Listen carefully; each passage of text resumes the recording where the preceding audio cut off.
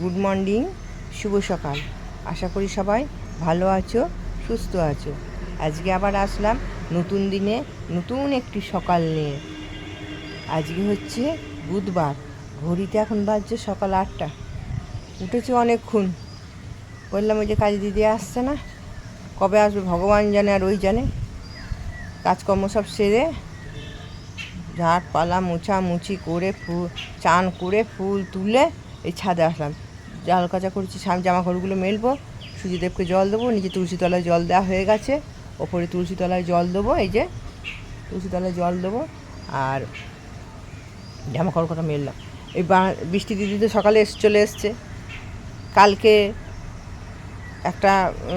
একটা খুব মানে কি বলবো, আর কালকে বৃষ্টি দিদি আসেননি কেন, কে জানে কী হয়েছিল, রাগ হয়েছিল নাকি।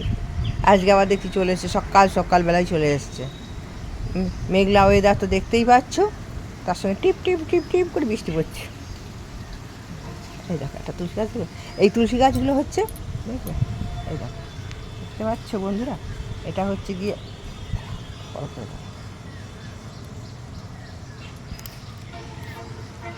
দেখা যাচ্ছে না, বরফ করতে পারছি না তো, তারা অত পারি না।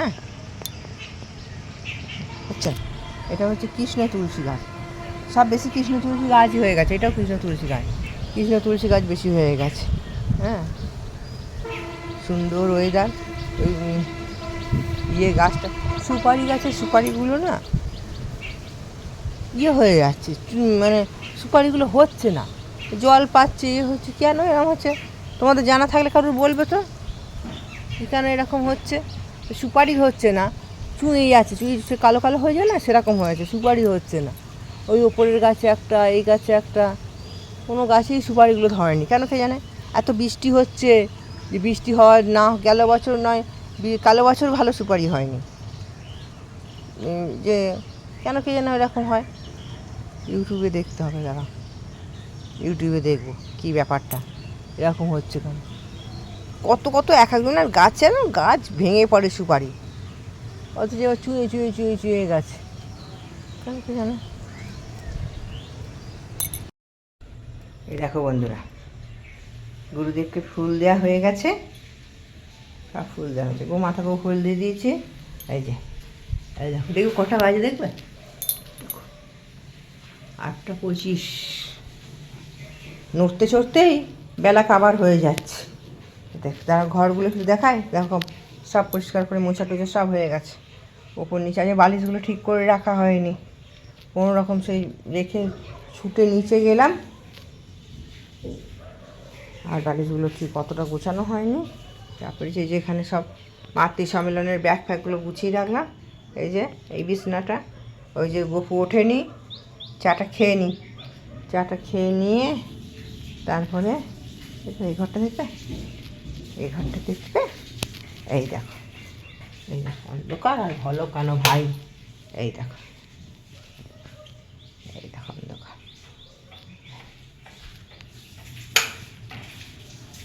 তারপরে এই দেখো, এই দেখো 1 কাপ চাটা কম হয়ে গেল, দেখা যাক, ওই খাই বললাম দুধ চা করে নিয়ে আসলাম। কালকে দুধ তোমার দাদাভাই দুধটা খায়নি, একটু দুধ চা করে নিয়ে আসলাম, দিয়ে এসে এই চা নিয়ে বসলাম। ওই সকালবেলায় ওপরটা 5টার সময় উঠি তো, দিয়ে মনে করি ওপরটা মুছে নিয়ে তারপর নিচে থেকে পরিষ্কার করবো।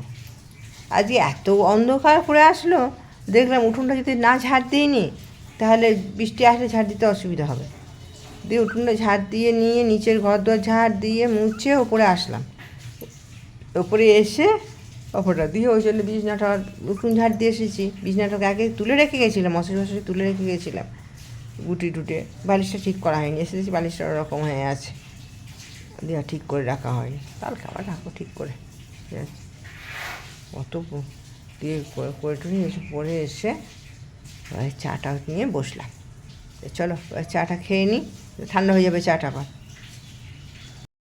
এই দেখো, দেখবে এইক্ষুনি প্রার্থনা শেষ হলো, দেখবে কটা বাজে, এই বাজছে গিয়ে 6:45। শুভ সন্ধ্যা, জয়গুরু। চলে এলাম আজকে ইষ্ট প্রসঙ্গে। পরম প্রেমা শ্রী শ্রী ঠাকুরের আতুর রাঙা চরণে জানাই আমার কোটি কোটি প্রণাম। পরমার্থা জগৎজননী চরণে জানাই আমার কোটি কোটি প্রণাম। পরম পূজ্যপাদ পদ্মার চরণে জানাই আমার কোটি কোটি প্রণাম।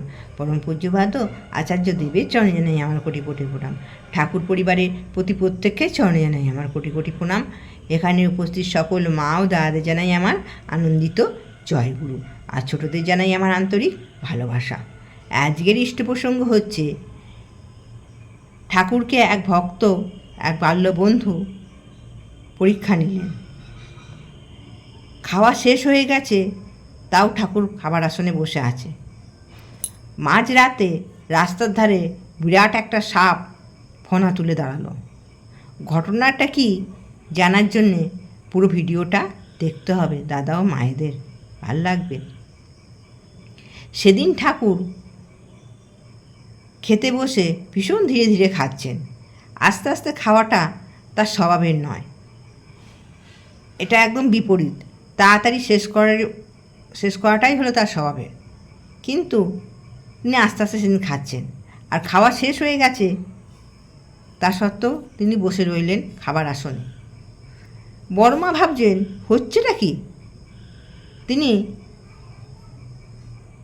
বুঝতে না পেরে উৎসুক হয়ে জিজ্ঞাসা করলেন ঠাকুরকে, কি হলো?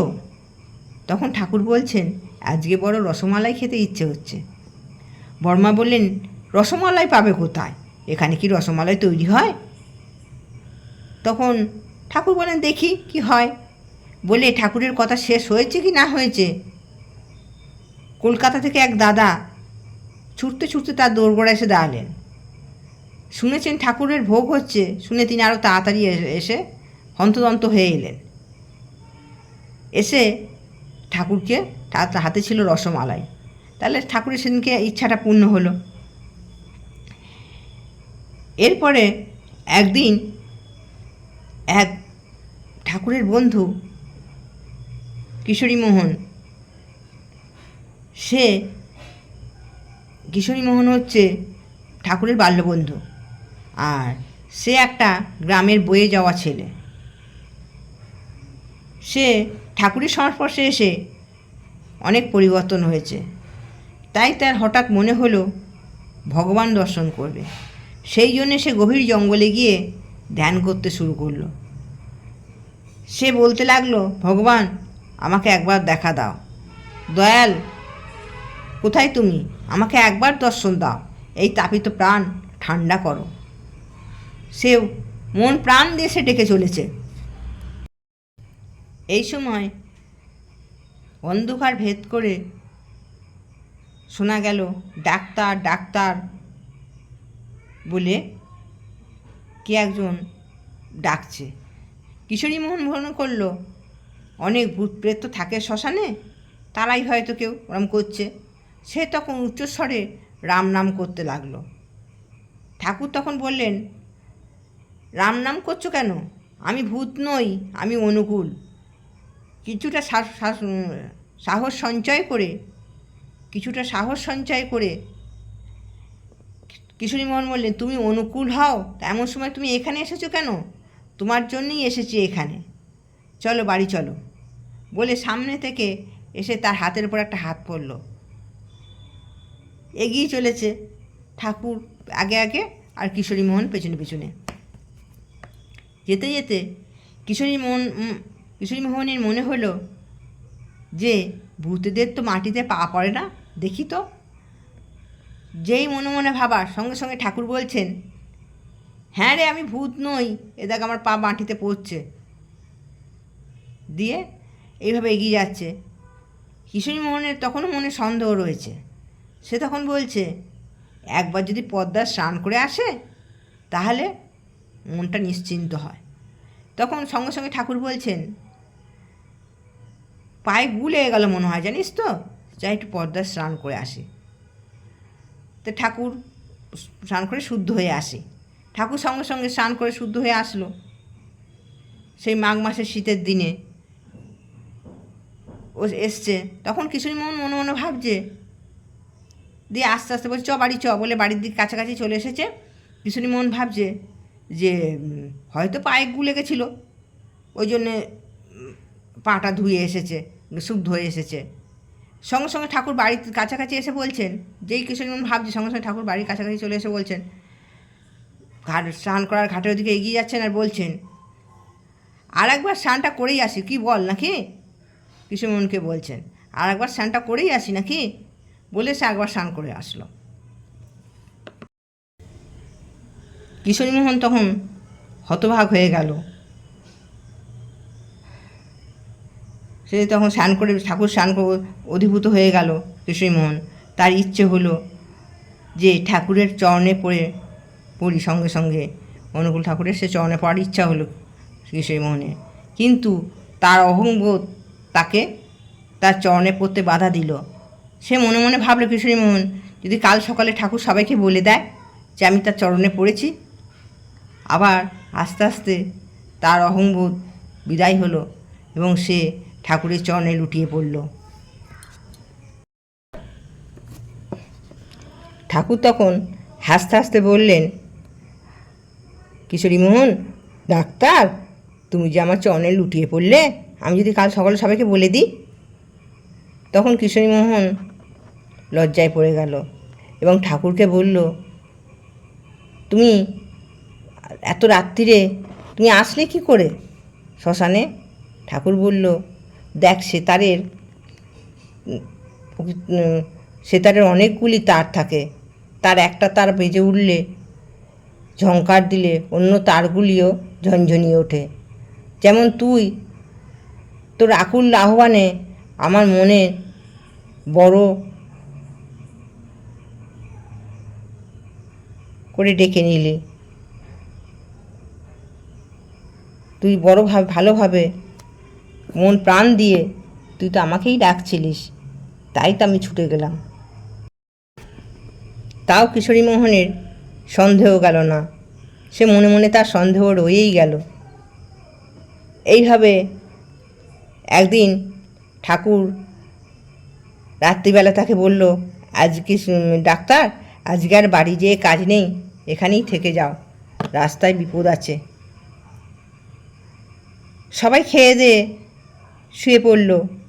কিশোরীমোহন কিন্তু শুলো না, সে জেগেই বসে রইল। মাঝরাত্রে সে পরীক্ষা করার জন্যে দেখি কি বিপদ আছে বলে সে বেরিয়ে পড়ল রাস্তায়। মাঝরাতে রাস্তায় যেতে যেতে বাড়ির কাছাকাছি এসে বড় রাস্তায় যে এসেছে, বিরাট একটা সাপ ফনা তুলে দাঁড়ালো। সে তখন ঠাকুর ঠাকুর বলতে বলতে চিৎকার করে উল্টো দিকে ছুটতে লাগলো। ছুটতে ছুটতে যখন অনেকটা পেরিয়ে এসেছে, যখন আশ্রমের কাছাকাছি এসেছে, দরজা গোড়ায় দেখছে ঠাকুর দাঁড়িয়ে আছে। দেখলেন দরজার কাছে দাঁড়িয়ে আছেন ঠাকুর, দেখে সে অবাক হয়ে গেল এবং ঠাকুর তাকে বললেন, ডাক্তার, তুই পরীক্ষা নেওয়ার পর নিয়েই যাচ্ছ? তোমাকেও দেখবে একদিন পরীক্ষা দিতে হবে। হ্যাঁ, আমাদের ঠাকুরই একবার নয়, বহুবার সবার কাছে পরীক্ষা দিয়েছেন, তবেই সে এই পরম পুরুষ, পরমপ্রেমময় শ্রী শ্রী ঠাকুর হয়ে উঠতে পেরেছেন। পরে এখান থেকেই জানা যায়, ওই কিশোরীমোহন ছিলেন আগের জন্মে হিমায়তপুরের বিখ্যাত ডাকাতের মধ্যে 1 নম্বর ছিল সে। পরের জন্মে ঠাকুরের সংস্পর্শে এসে সে পাল্টে যায় এবং ঠাকুরের আশ্রমে থেকে সে কীর্তনের দলে যোগ দেয়। এবং প্রথমে সে বাজখাই গলায় তার কীর্তন করত, কিন্তু ঠাকুরের আশীর্বাদে তার কীর্তন এত সুন্দর হয়ে ওঠে, কীর্তনের গলা, যে সবার অতৃপ্ত মনকে শান্ত করে, শান্তি দেয়, প্রাণ খুঁজে পায় তার কীর্তনে। এইভাবে ঠাকুর একজন নয়, ঠাকুর এরকম কতজনকে মানুষের মতন মানুষে পরিণত করেছে, যে স্বর্গরাজ্যে চালান করেছেন, মানুষ তৈরি করেছেন। তাই আমাদের এই সৎসঙ্গ এখন আচার্য পরম্পরায় মানুষ গড়ার কারখানা। মানুষকে কীভাবে চলতে হবে, একটা ভালো মানুষকে তো সবাই ভালোবাসে, কিন্তু এই যে খারাপ মানুষকে তাকে ভালোবেসে তাকে মানুষের মতন মানুষ তৈরি করা এ আমাদের ঠাকুর পরিবারে সবাই। বর্তমান আচার্যদেবও এখন কত রকম সমস্যা সমাধান করে চলেছেন, কত মানুষকে মানুষের মতন পরিণত করার বুদ্ধি দিয়ে চলেছেন, আদেশ নির্দেশ দিয়ে চলেছেন। তা সবাইকার ঠাকুরের আতুর রাঙা চরণে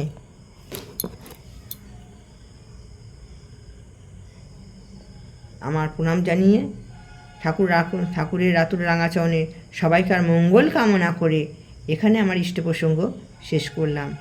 সবাই সুস্থ থাকবে, ভালো থাকবে। চলে এলাম ইষ্ট কথা বলার পর আজকে খাবার দাবার খেয়ে এখনও খাচ্ছি। এখন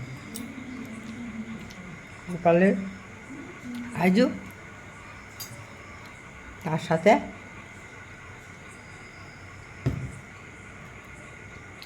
সেগুলো হচ্ছে আমাদের খাবার, বুঝেছ? ভাত ছিল, পোস্ত বাটা দিয়ে খেয়ে নেওয়া হলো। কাল খাবার বৃহস্পতিবার,